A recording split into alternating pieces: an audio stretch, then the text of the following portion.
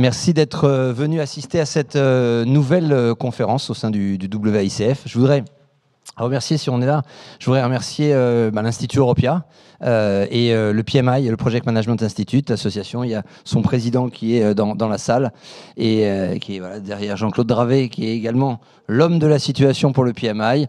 Et on a essayé, lors de cette conférence, justement, de faire la liaison entre l'intelligence artificielle et le management de projet. Et pourquoi cette idée ? Parce que j'ai entendu souvent des remarques disant que l'intelligence artificielle allait supprimer en fait le poste de management de projet, de manager. Et donc je voudrais, au travers de cette conférence, essayer de vous montrer que l'intelligence artificielle est un outil qui va aider le manager et qui va justement permettre d'avoir un meilleur rendement et surtout de meilleurs projets et le déroulement presque parfait, on va dire.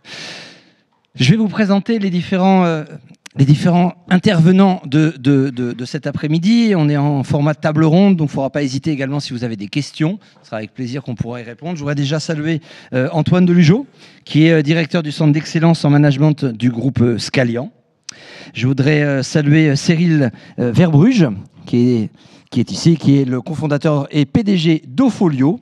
J'aimerais saluer, je vais leur donner la parole pour qu'ils se présentent bien évidemment plus en détail, Guillaume Morino, qui est le fondateur d'Airstream, et Raphaël Falco, qui est le responsable du programme de recherche adaptation chez Scalian Insight. Moi-même, je me présente, Frédéric Bossard, de casquettes. Je préside une agence de communication qui s'appelle l'agence Wacan sur Sophia Antipolis.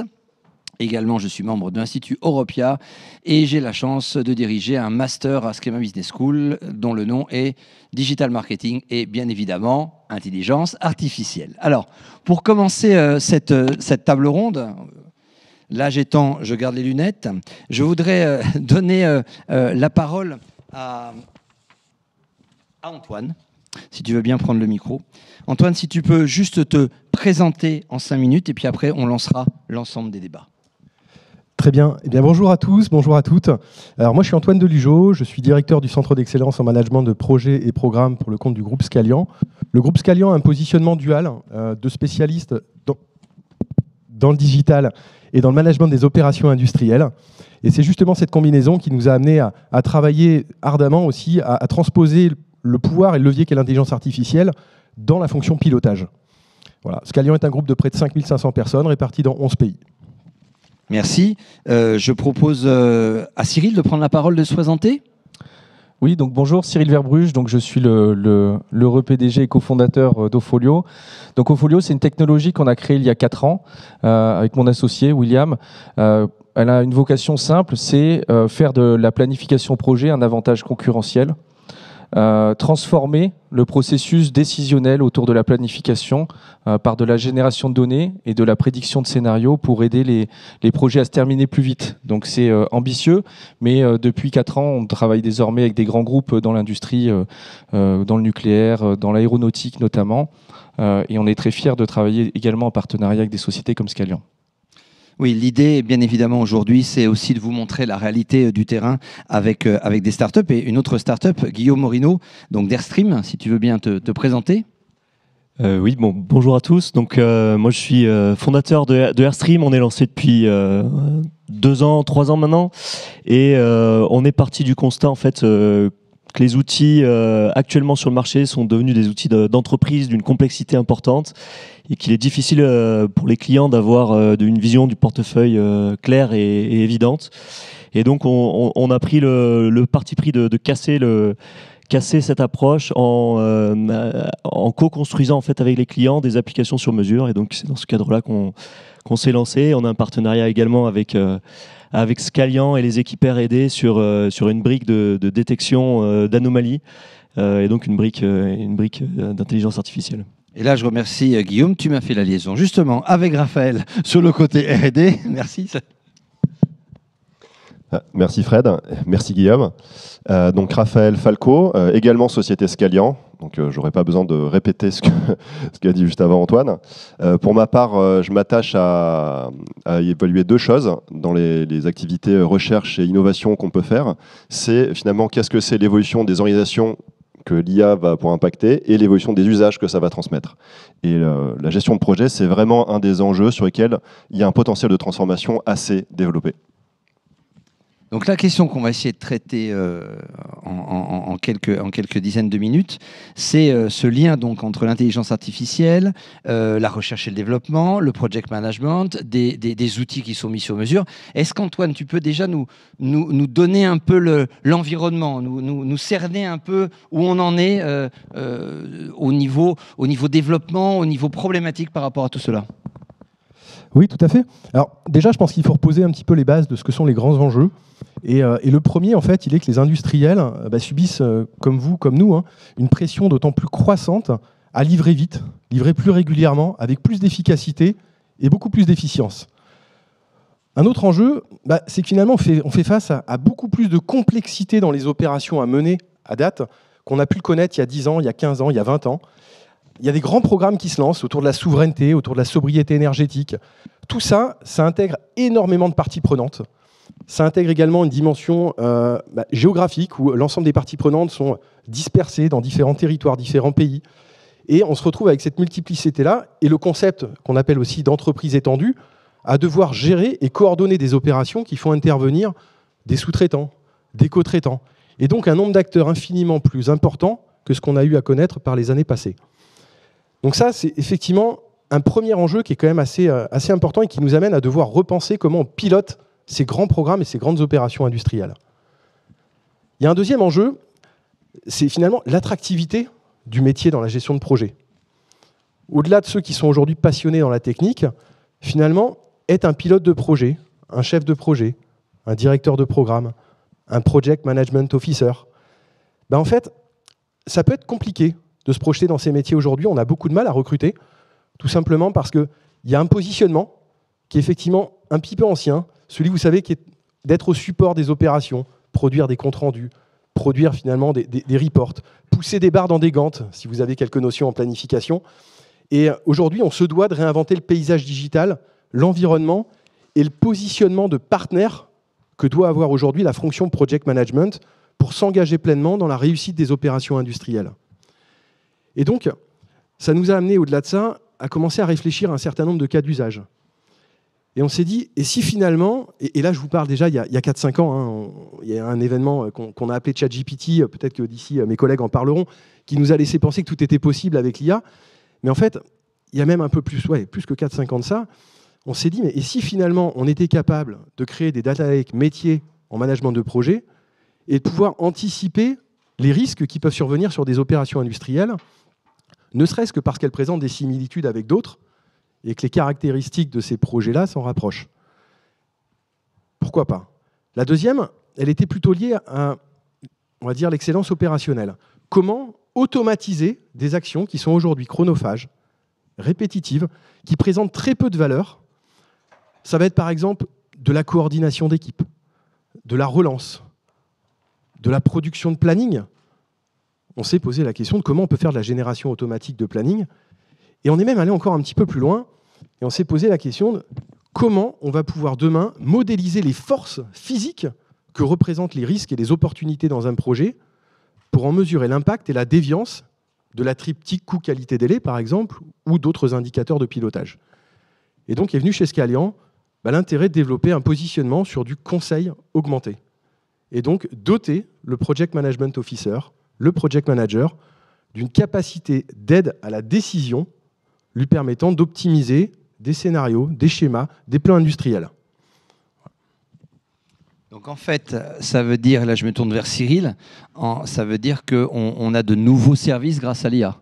C'est-à-dire qu'on va, en fait, et c'est un peu l'introduction, je le disais tout à l'heure, l'IA va non pas enlever notre job, mais pour parler très clairement, mais va nous permettre d'avoir un nouvel outil permettant d'améliorer notre job. Comme il fut un temps, MS Project est arrivé, quoi. Ça a été un outil de plus. Il y a 40 ans. Oui, mais je ne voulais pas citer. Et oui, effectivement, en fait, je pense que le rêve ultime du project leader, de l'exécutif qui gère une organisation orientée projet, c'est de pouvoir piloter son portefeuille projet de la même manière qu'on pilote un portefeuille d'investissement.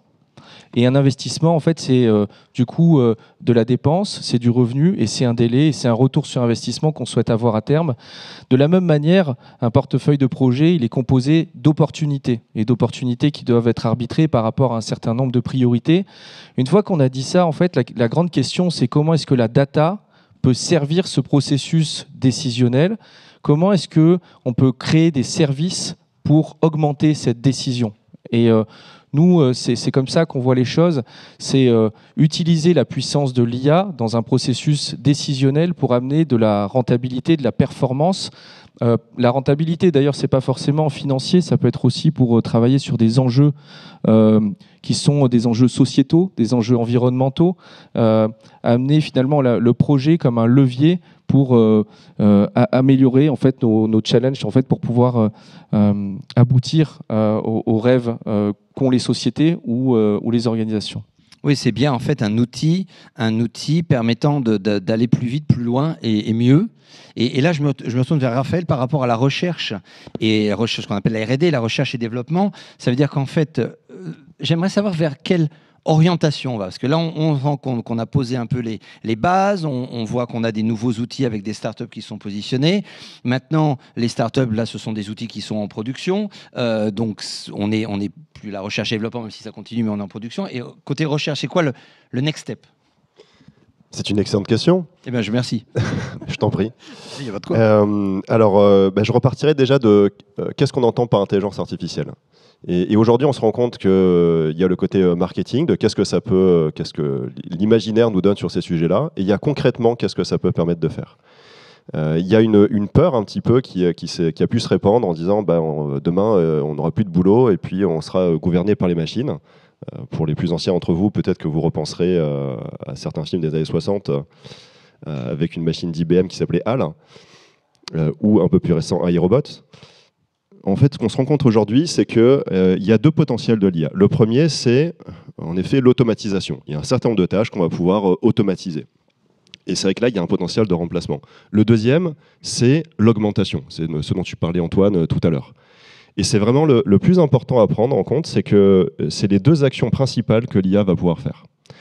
L'IA, par contre, ce qu'elle ne remplacera pas, c'est la créativité. Donc, ce qu'elle va pouvoir faire, c'est elle va pouvoir, par exemple, permettre de traiter un plus grand nombre de données. Donc, clairement, sur la partie data management, ça va être un véritable atout. Donc, ici, les startups Airstream ou Folio, elles vont vraiment nous permettre d'aller plus loin sur ces questions-là. La deuxième chose qu'elle va nous permettre de faire, c'est de repérer des choses qu'un esprit humain aurait mis beaucoup de temps à repérer. Le machine learning, ça va nous permettre de faire là, de la partie analyse qu'aujourd'hui on a du mal à faire. Parce que justement, quand on a un flot de données qui est quasiment ininterrompu, savoir à quelle information on donne la priorité, quelle tendance, quelle dérive, on peut voir finalement la détection d'anomalies, de dérives dans le temps, c'est des choses qui vont être vraiment très importantes de prendre en compte rapidement. Et ça, c'est aussi des choses que l'intelligence artificielle va nous permettre de tacler. Et puis après, on va aller sur des choses qui vont être un peu plus subtiles, mais qui viendront pas non plus empiéter sur la créativité, c'est de faire de l'aide à la décision. Donc, c'est-à-dire qu'au-delà de nous pointer du doigt les vecteurs vers lesquels on va pouvoir aller, ça va être de nous dire, là, on considère que dans les 5, 10, 15 prochaines années, en supposant qu'on soit dans le même contexte, c'est plutôt ça les trends, les orientations dans lesquelles on va aller. Et c'est vraiment à ça que va nous aider l'intelligence artificielle. Et si on comprend bien cet élément-là, on comprend bien que sur un métier comme la gestion de projet, ce n'est pas le remplacement que va faire l'IA, c'est vraiment l'augmentation du chef de projet pour qu'il puisse libérer l'ensemble de son potentiel. Et on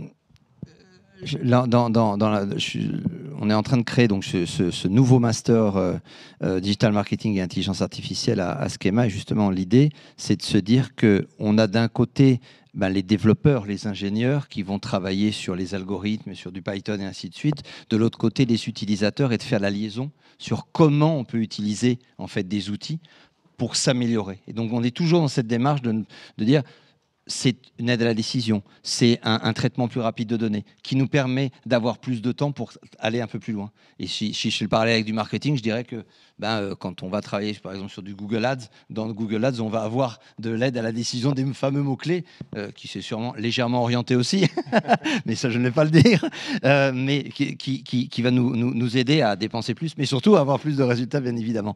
Guillaume, par rapport à ta société et par rapport à tes produits, est-ce que tu peux nous dire un peu plus en détail déjà ce que tu fais, ce que tu proposes, et justement nous décrire un peu cette brique que tu mets en place? Oui, alors on va synthétiser en 3 étapes clés en fait le processus un peu de pilotage qui existe dans les organisations. Donc la première étape, c'est vraiment le processus de priorisation. On va lancer les bons projets, lancer les bonnes demandes qui soient alignées avec l'organisation de l'entreprise. Et ensuite, on veut aligner les équipes, c'est-à-dire faire en sorte que tout le monde soit aligné sur les objectifs communs, être capable d'avoir une bonne adéquation entre la charge et la capacité, les contraintes en fait des organisations. Et le 3e volet, on va dire, c'est la partie exécution, c'est comment est-ce qu'on pilote l'activité, comment est-ce qu'on on définit nos indicateurs de performance. Et on va dire ça, c'est la base du portfolio. Par-dessus, avec l'IA, on va être capable d'aller plus loin, comme l'a dit Raphaël, sur l'aide à la décision notamment. Quand on pilote l'activité, quand on a un nombre d'indicateurs de performance qui est bien défini, on va pouvoir commencer à anticiper et aller plus loin que uniquement suivre au quotidien, on va dire, la valeur de ces indicateurs, mais commencer à être proactif et être capable d'anticiper sur potentiellement des dérives, des signaux faibles qui ne sont pas forcément visibles directement dans l'application, mais que l'IA va être capable de nous révéler. Et bien sûr, on ne va pas remplacer l'humain, c'est avant tout de l'aide à la décision, de l'aide au pilotage. On va être capable, on va dire, de pousser à l'humain des alertes et des notifications qui sont pertinentes pour lui. Mais bien sûr, en fin de compte, on va quand même laisser la main aux décisionnaires pour la prise de décision, quoi. Bien sûr, on n'est pas à un stade où on va bien sûr remplacer le job du PMO ou le rôle des managers dans les comités de pilotage. Ouais, on n'est pas au stade où on va avoir de l'intelligence artificielle qui va prendre les décisions à notre place. Est-ce que tu peux nous parler, par rapport à ton produit, d'une expérience avec tes clients et de quelle est la brique là aussi que tu as pu ajouter le plus que tu as pu et voir concrètement en fait ton produit mis en œuvre au sein d'une structure? Oui, en fait, c'est vrai qu'il faut prendre des exemples concrets parce que l'IA, ça peut paraître un peu flou. La gestion de projet, c'est un domaine qui couvre finalement plein de. C'est très large. Donc, typiquement, ce que peut permettre l'intelligence artificielle, c'est de scénariser le futur sur base de données qui sont déjà à disposition. Nous, des sujets sur lesquels on intervient assez souvent, c'est aider des industriels à répondre plus vite à des appels d'offres. Parce que l'appel d'offres, en fait, c'est un moment qui est très stressant pour une société parce qu'il est très contraint dans le temps. Et il est stressant aussi parce que le perdre, c'est perdre une opportunité business. Et puis le gagner, évidemment, c'est amener de la croissance au sein de la société. Et pourtant, mal répondre, c'est potentiellement mettre en danger la société. Et mal répondre, c'est aussi peut-être s'engager sur des délais qui sont trop ambitieux, sur des coûts qui sont aussi peut-être trop ambitieux. Et donc, il y a, nous, ce qu'on a pu mettre en place, notamment chez des sociétés comme Airbus, dans l'aéronautique, ou chez d'autres sociétés, dans l'automobile notamment, c'est, lors de réponse à appel d'offres, scénariser les plannings projets par rapport à des requis clients. Donc typiquement, un requis client, ça va être la définition, par exemple, d'un moteur par rapport à un standard. Donc est-ce que la demande du client est très éloignée, peu éloignée ou totalement conforme par rapport à un standard?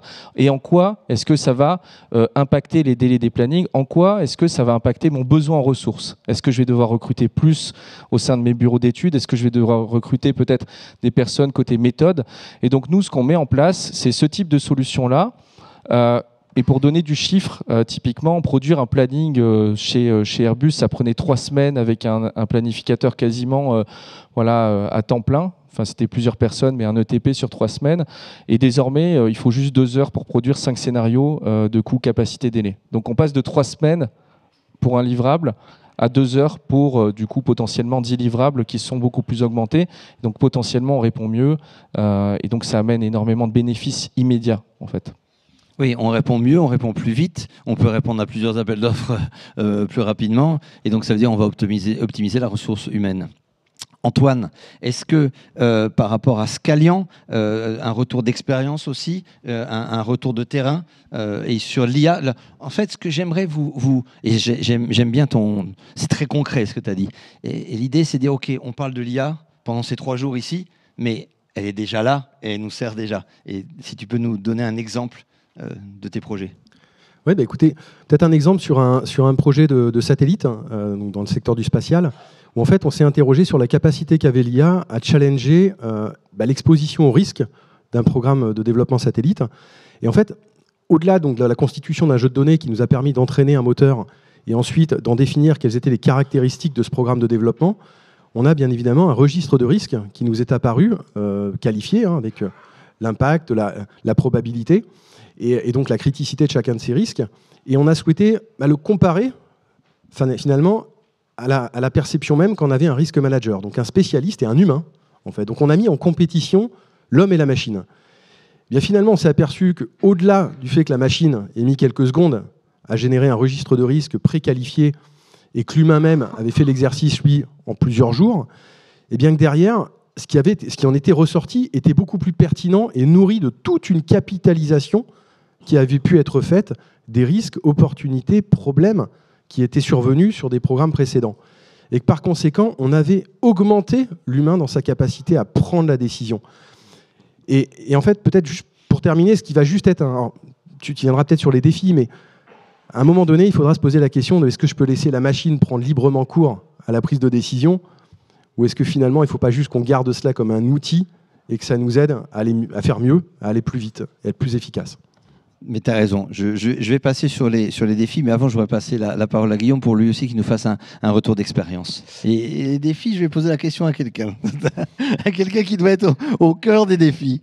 Alors, pour illustrer notamment la brique de détection d'anomalies, on va prendre l'exemple de deux de nos clients là, qui sont Transdev et Colissimo, qui pilotent leur roadmap de transfo digital avec la plateforme.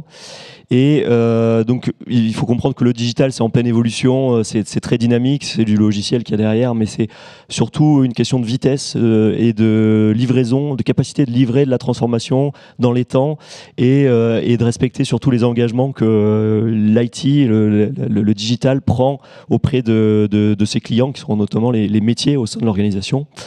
Et donc on a construit non seulement ces roadmaps de transfo digital, mais également on pilote les engagements. En fait, on parle de time to market, ou vraiment les dates de livraison clés qui sont pris au niveau de la DSI. Et donc par-dessus ce pilotage des roadmaps, on est capable de sortir un certain nombre d'indicateurs de performance, notamment autour du time to market.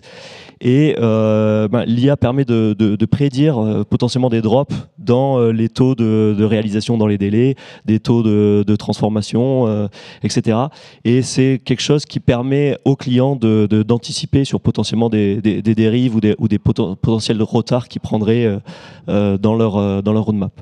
D'accord. Et alors, donc là, c'est quoi le défi maintenant?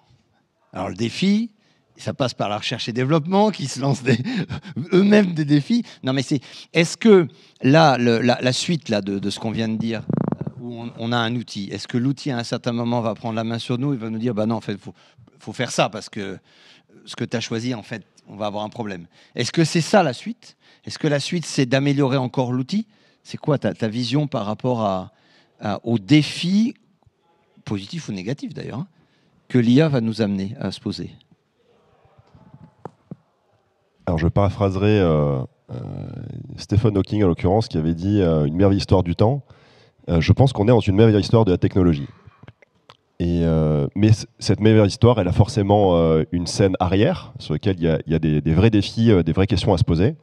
Ces défis sont de deux types. Il y a les défis techniques. J'ai un de mes collègues dans la salle qui gère un programme de recherche spécifiquement sur ces enjeux-là. Il sera très content de ne pas être sur scène aujourd'hui pour en parler. Et ça, c'est un vrai enjeu. Il y a une vraie question techniquement sur comment faire en sorte notamment de fiabiliser ce que propose l'IA. On a tous entendu parler sur ChatGPT, par exemple, des hallucinations qu'on pouvait avoir, où il est capable de nous sortir un texte qui est complètement aberrant, alors que les 10 fois d'avant, il nous avait donné un texte qui était tout à fait cohérent. Et ça, c'est un vrai défi. Il y a cette notion, ce qu'on appelle l'IA de confiance. Il y a beaucoup de groupes de recherche aujourd'hui qui se mettent en place. Si vous avez l'occasion, il y a notamment un stand sur tout ce qui est les maisons de l'intelligence artificielle au rez-de-chaussée. Je vous invite à aller discuter avec eux parce qu'il y a des vrais enjeux de discussion là-dessus. Donc ça, c'est le premier défi, l'IA de confiance. Donc se dire comment on est capable de faire une IA qui est la plus fiable possible. Le deuxième défi, il est sur l'explicabilité. C'est presque un deuxième pan, une complémentarité avec la partie fiabilité. C'est de se dire, aujourd'hui, quand on parle d'IA, on fait une petite confusion déjà entre l'intelligence artificielle dans son ensemble et une partie qui s'appelle le machine learning. Le machine learning, c'est l'apprentissage machine en français. C'est qu'une petite partie de l'IA, mais il y en a d'autres.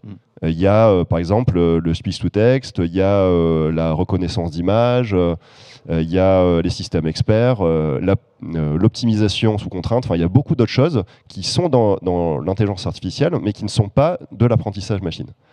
Si on se focalise sur l'apprentissage machine, qui nécessite évidemment beaucoup de données d'entrée pour fonctionner, la question qu'on peut se poser sur l'explicabilité, c'est comment la machine elle a trouvé la solution. Parce que par exemple, dans les années 70, même si ça n'a pas marché, les systèmes experts, on était capable de décrypter d'où venait le problème. Comment est-ce que la solution avait été trouvée. Aujourd'hui, avec un réseau de neurones, ce n'est pas le cas. C'est-à-dire qu'on sait qu'il y a une solution qui a été trouvée, mais on n'est pas vraiment capable d'expliquer la transition entre ce que j'ai rentré à l'intérieur et ce que j'ai eu en sortie. On sait que dans 95% des cas, ça marche, mais on ne sait pas vraiment pourquoi. Donc ça, c'est un vrai enjeu, la question de l'explicabilité. L'autre enjeu technique qu'on va avoir, c'est évidemment de faire mieux. Et là, on va avoir deux aspects. Il y a un aspect, et là, je vous invite à aller sur le site Green IT, en l'occurrence, qui va vous parler du sujet, l'IA, ça consomme des ressources. Ça, c'est un autre enjeu. Et c'est un enjeu très important parce qu'aujourd'hui, l'IA, par rapport à des softwares classiques, elle consomme beaucoup plus de données hardware. Donc, c'est-à-dire qu'il faut beaucoup plus de serveurs, il faut beaucoup plus de semi-conducteurs. Et ça, c'est un véritable enjeu. Parce que derrière, peut-être que ça va beaucoup augmenter, mais ça veut dire beaucoup plus de production matérielle. Donc, c'est vraiment physique. Et ça, c'est un véritable enjeu. Mais il y a l'autre partie, on peut faire du green AI, donc c'est-à-dire comment on fait pour que ça soit moins consommateur d'énergie et de ressources. Mais il y a l'autre partie, c'est l'AI for green. Et ça, c'est un point très important. Il me semble qu'Opholio a un projet là-dessus, sur la question de dire, mais l'IA, ça peut aussi permettre d'optimiser les systèmes. Par exemple, Google, grâce à l'IA, ils ont réduit de 40% la consommation énergétique de leur serveur, notamment en optimisant la partie refroidissement.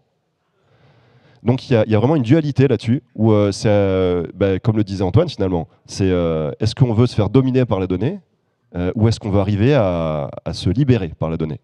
Et l'enjeu, il est vraiment là. Et est-ce qu'on pourrait arriver à un certain moment, toi qui travailles sur ces domaines-là, donc que la donnée puisse nous dominer? Alors, il faut être tout à fait honnête là-dessus. Elle nous dominera si on la laisse faire. C'est-à-dire que si je prends sans esprit critique une décision qui est prise par l'IA, alors oui, je serai dominé. Mais comme n'importe quoi. Si on me dit, si j'ai un policier, un agent de police qui m'arrête au bord d'une route en me disant attention monsieur, c'est limité à 70, vous étiez à plus, soit je peux dire ah oui, vous avez raison et me plier quelque part à son autorité, ou lui dire ah non, moi je suis persuadé que j'étais en dessous. Bon, le résultat sera le même. Mais dans ce cas précis, à mon avis. et par rapport à... Donc, tu as un projet, toi, par rapport à l'optimisation de la dépense énergétique. Ouais, exactement. En fait, nous, la vision qu'on a du métier de chef de projet, c'est de l'élargir dans les dimensions décisionnelles. Et une des dimensions, en fait, c'est la responsabilité sociale et environnementale. Et donc, typiquement, un use case qu'on a produit, c'est comment est-ce que l'IA peut aider à prédire l'impact carbone des activités d'un projet. Parce que dans le processus décisionnel, dans le processus d'arbitrage, les sociétés commencent à se poser cette question et à finalement arbitrer sur la base de cette question de l'impact environnemental d'un projet qui va, de la même manière que sa rentabilité, en fait, compléter l'aspect décisionnel. Donc nous, effectivement, on a déjà cette capacité-là avec notre technologie à travailler là-dessus. Et je voudrais rebondir aussi juste sur un petit point. Qui était est-ce que l'IA est déjà en train de prendre la décision pour le chef de projet. Alors je vais prendre un petit contre-pied. Pour moi, oui, déjà. C'est-à-dire que nous, typiquement, c'est des choses sur lesquelles on travaille, où les algos vont sur un jeu de données pousser des propositions de décision pour dire, bah, là, typiquement, cette décision-là est peut-être pas la bonne. Là, cet investissement-là, oui, vous rapporterez tant. Là, ce scénario-là vous aiderait en fait à optimiser les délais et peut-être à rentabiliser un autre projet de votre portefeuille. Et donc amener en fait ce que nous on appelle un wizard. En fait, c'est voilà le sorcier de l'IA qui vient donner des solutions aux chefs de projet. Mais par contre, à la fin, la décision, l'arbitrage, il reste humain. Mais par contre, le processus de pousser la décision, c'est plus le chef de projet qui travaille au scénario, mais c'est la technologie qui lui en propose. Et Guillaume, par rapport à tes outils que tu développes, quelle est la prochaine étape que tu peux apporter? Je m'explique. Tu nous as dit, voilà, je travaille avec Colissimo, je crois que c'est ça, hein, d'accord? Donc j'essaie de retranscrire tes propos à ma façon. Donc tu vas les aider à nous livrer beaucoup plus rapidement en fait le fameux paquet qu'ils n'ont pas perdu. Exactement. Donc à partir de ce moment-là, peux-tu le retrouver? Ça c'est la vraie question. Mais est-ce que on pourra dire qu'avec ton outil et la prochaine étape de ton outil, est-ce que il va dire au chauffeur, tu dois faire ça, allez là. Est-ce que justement l'intelligence artificielle devient une vraie intelligence que toi tu vas transcrire sur une action donnée et que le chauffeur va simplement exécuter parce que tu es sûr de toi plus que de la dextérité du chauffeur? Est-ce que là, l'intelligence artificielle, c'est très factuel en fait, hein, d'aller livrer, est-ce que là il y a tellement de données à prendre en compte on va aller plus loin en fait que le chauffeur? Alors, est-ce qu'on en est là à ce stade, à l'instant T? Non, je vais pas. Maintenant, quelle est la trajectoire en fait que l'on prend? C'est surtout ça la question. C'est à l'heure actuelle, on est sur des décisions augmentées, hein, de l'aide à la décision. On pousse des notifications, on pousse des suggestions, et l'humain reste derrière pour la prise de décision et l'arbitrage. Maintenant, est-ce qu'on va aller au-delà de ce stade? Je pense que ça passe également par un peu le propos de Raphaël qui parlait d'explicabilité. Derrière l'explicabilité, en fait, il y a la confiance aussi de l'humain par rapport à ce que lui propose la machine. Et quand on demande à ChatGPT de se justifier, mais pourquoi est-ce que tu as trouvé ce résultat, et qu'on voit qu'il y a des difficultés à trouver une justification, à expliquer en fait le résultat, ben on a également cette problématique-là au niveau du pilotage. Donc tant qu'on ne sera pas capable vraiment d'expliquer le réseau, on va dire, de prise de décision qu'a eu la machine avant de pousser la notification, avant de pousser la suggestion, on ne sera pas capable d'avoir la totale confiance de l'humain et de dépasser, on va dire, le stade de la suggestion d'information, quoi, et de conseils. Et toi, la prochaine étape, ce n'est pas ça pour toi. Pour ton outil, ce n'est pas ça en fait. La prochaine étape, c'est déjà d'améliorer, on va dire, d'y aller étape par étape. Hein. On est évolutif, c'est la souplesse des startups, c'est d'être capable de livrer vite également les évolutions du produit. Donc déjà, améliorer cette partie explicabilité. Et ensuite, si déjà on franchit cette étape, envisager la suite, quoi, hein, la prochaine étape dans la trajectoire, quoi. Et je vais rebondir. Ce matin, on était en réunion avec Patrick Martin, le président du MEDEF, et je donne la parole à Antoine parce qu'on parlait donc de ChatGPT. Et on se demandait si ChatGPT n'était pas, certes le côté marketing et bling-bling et grand public, mais est-ce que quelque part ça dessert pas l'intelligence artificielle? Est-ce que quelque part c'est pas un simple ça donnerait un résumé trop court de ce qu'on peut faire avec l'intelligence artificielle? Parce qu'on l'a cité à plusieurs fois ChatGPT dans nos propos, mais est-ce qu'en fait ce n'est pas juste le beau visuel que tout le monde peut utiliser pour faire différentes choses, mais c'est bien. L'IA pour le project management, c'est pas que ça. Parce qu'on pourrait faire du project management avec du ChatGPT. À mon avis, ce serait folklore. Mais est-ce que c'est pas juste une image à un certain moment? Je mets pas en cause la techno derrière. Hein. Je dis juste le côté market. Non, mais je pense que tu as raison, mais je pense que c'est à la fois un frein et un enabler. C'est-à-dire que moi, j'ai connu, il y a 5 ans, des clients qui me disaient « Antoine, l'agent conversationnel là, que vous avez développé, qui permet d'automatiser tout le suivi des actions sur un projet, moi, j'y crois pas. Jamais je parlerai à un bot pour qu'il m'explique ce que je dois faire ou qui je dois relancer. » Aujourd'hui, je pense que ce temps est révolu parce que finalement, on a eu cet enabler qui est ChatGPT qui a ouvert les yeux au commun des mortels sur le potentiel de l'IA. Pour autant, ça peut paraître effectivement réducteur que d'évoquer uniquement l'IA générative, uniquement l'interface avec un agent conversationnel, parce que moi je crois dans des solutions telles que les développent aujourd'hui, et ces technologies qui sont des armes technologiques qui vous créent des avantages concurrentiels. On parle d'Airstream, on parle d'Opholio, mais ça c'est magique. C'est magique parce qu'en fait, non seulement ça vous amène à prendre des décisions plus éclairées, mais un peu, si je reviens très en arrière, en fait, quand on a eu le visual management qui est arrivé dans nos vies, ben on s'est dit, tiens, c'est des super outils, non pas que de pilotage, mais des outils de communication.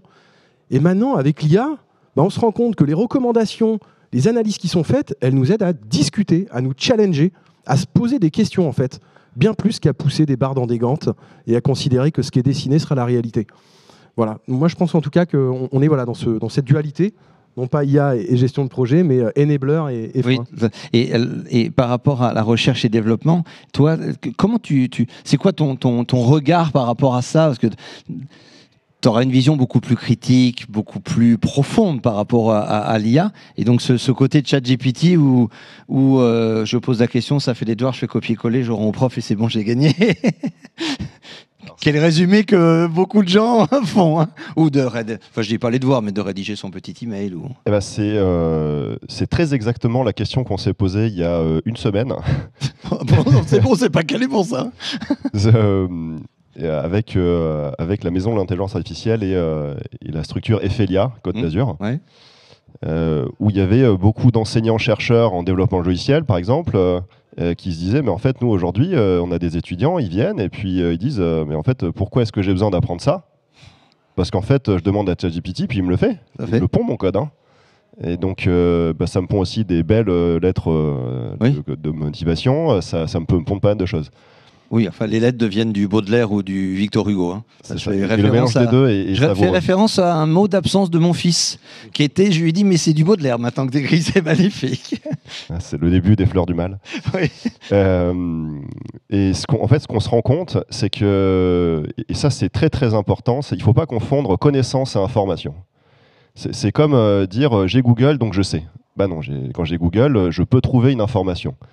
Et donc, je reviendrai sur la question de l'esprit critique, c'est-à-dire que c'est vraiment un outil. Oui, c'est ça, l'esprit critique. Et ensuite, on doit faire preuve d'esprit critique pour challenger ce que nous dit l'outil, mais jamais s'en remettre à lui comme quelque chose qui est l'alpha et l'oméga. Et donc, c'est pour ça que je mettrais il y a vraiment les enjeux techniques d'un côté, comment on fait plus performant, comment on fait plus écologique, comment on fait plus fiable. Ça, c'est un premier enjeu. Mais ensuite, il y a un deuxième enjeu qui est tout aussi important, qui est sur la question de l'usage. Et cette question de l'usage, elle part principalement déjà par de la formation de tout le monde sur comment ça s'utilise. Parce qu'aujourd'hui, vous voulez faire une image sur DALL-E ou un autre produit qui fait de la génération d'images. Vous dites, ah bah c'est facile, en 5 minutes je l'ai fait. Mais un photographe, s'il veut refaire la même photo que lui, il a prise ou qu'il a retouchée, il lui faut 3000 prompts pour arriver à l'image telle que lui, il voudrait la faire. Donc la question, elle est là. Elle est sur vraiment comment je vais utiliser. Et je terminerai par une image, c'est pas moi qui l'ai inventée, on dit oh là là, mais l'IA, c'est incroyable. Et je dirais, c'est pas parce qu'un chat il est monté en haut d'un arbre qu'il a atteint la Lune. Ok, c'est bon, j'ai compris. c'est les paroles des vieux sages. Et je reprends ma casquette là, de vice-président de la French Tech par rapport à vos modèles de start-up. Je vais essayer de vous titiller par rapport à ça. On est le project management, on est d'accord, c'est quelque chose qui est transversal, que toutes les sociétés vont utiliser. Donc là, vous avez développé, on est donc vous avez travaillé avec et vous travaillez avec de nombreuses sociétés. Et quel est par rapport à votre marché, quand on va se confronter avec les Américains ou qu'on va se confronter avec les Chinois, est-ce que vous vous sentez, je challenge, d'accord, vous vous sentez au niveau, vous dites non, on a un temps de retard, mais on essaie de rattraper, non, on a un regard différent des autres et on va plus vite. C'est quoi votre regard par rapport, c'est pas obligatoirement la concurrence, je parle, d'accord, c'est l'avancée de votre techno par rapport à un environnement. Ouais, en fait, je pense qu'on est c'est un petit peu le Far West aujourd'hui, c'est l'Eldorado. Donc le marché, il est en train d'exploser. L'IA, en fait, elle touche tous les domaines et comme les autres domaines, le project management est d'une certaine manière en train d'être disrupté. Et finalement, il y a de la place pour énormément d'initiatives. Le project management, on va avoir des technologies qui aujourd'hui vont aider à remonter des comptes rendus intelligents, qui vont aider à mieux communiquer entre les équipes. Donc nous, typiquement, chez Ofolio, on travaille sur la planification augmentée. Il y a quelques initiatives. on est là, du coup, avec Airstream, à travailler dans notre domaine, mais je pense qu'en fait, il y a de la place pour tout le monde. Et finalement, il y a autant de besoins que de sociétés qui vont naître. Donc après, comme tout marché, ça va finir par se concentrer. Mais aujourd'hui, je pense qu'il y a plus de demandes que d'offres sur le marché. Et alors, Guillaume, si tu veux bien, je rebondis, tu peux bien évidemment répondre à cette question-là, mais je voudrais la compléter sur la notion de est-ce que c'est vous qui faites le marché en offrant ou est-ce que vous répondez des demandes? Je rebondis sur... Ouais, alors je suis quand même assez aligné avec la vision là qu'on vient d'avoir, c'est-à-dire qu'il y a une opportunité, je pense, pour les nouveaux acteurs. Le management de projet, ça existe depuis 30, 40 ans et il y a déjà eu une première vague de solutions qui sont établies sur le marché, qui sont maintenant devenus des gros outils très complexes qui sont bien en place sur le marché justement du management de projet et du pilotage du portefeuille. Mais il y a, je pense, il y a eu une consolidation au niveau du marché. Et là, il y a une nouvelle vague d'acteurs, de start-up qui arrivent, notamment avec la vague de l'IA. Mais c'est globalement, il y a de la place pour une deuxième vague de nouvelles solutions qui vont, c'est tout l'objectif et l'ambition qu'on a, je pense, c'est aussi de dépasser les solutions historiques du marché parce que forcément avec leur historique, elles vont avoir plus de lourdeur à évoluer et puis à prendre la mesure en fait de la transformation qui est en cours.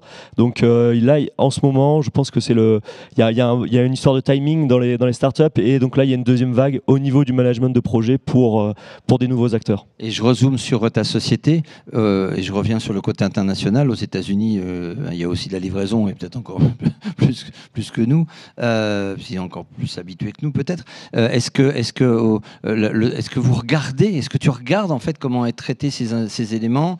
Est-ce que on compile des savoir-faire pour s'améliorer et est-ce que vous pouvez le faire?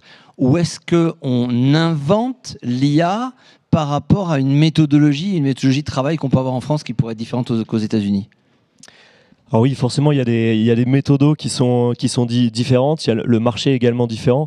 Moi, j'ai la chance d'avoir vécu quelques années dans la Silicon Valley, donc je peux en témoigner. Voilà, l'Amérique du Nord, c'est un marché très dynamique, très mature également au niveau du management de projet, du pilotage du portefeuille. Mais on a quand même de la place en tant que petit acteur entre guillemets français, franco-français, pour évoluer déjà sur le marché européen et peut-être également à terme envisager d'aller de l'autre côté de l'Atlantique. Oui, parce que je pense qu'à un certain moment, les savoir-faire qu'on développe et notre méthodologie, issue aussi de toutes nos réflexions, de la recherche et développement, c'est quelque chose qu'on peut apporter. Alors je ne dis pas que nous sommes les sages du monde, mais à mon avis, on peut avoir un regard différent. On arrive à la fin de cette table ronde. J'ai eu Tania qui m'a fait quelques petits signes, donc on va clôturer cette table ronde. Je voudrais vous remercier. Juste, allez, un dernier mot une phrase sur la conclusion. C'est IA, Project Management. En un mot, ce serait quoi? Demain. Toine? Beaucoup mieux. Alors le problème, c'est quand on est troisième, parce qu'on a déjà 2 mots qui ont été utilisés, et le quatrième, là, alors là. Aujourd'hui. Je dirais confiance. Et moi, je dis tout de suite pour arrêter la conférence. Merci beaucoup. Au revoir.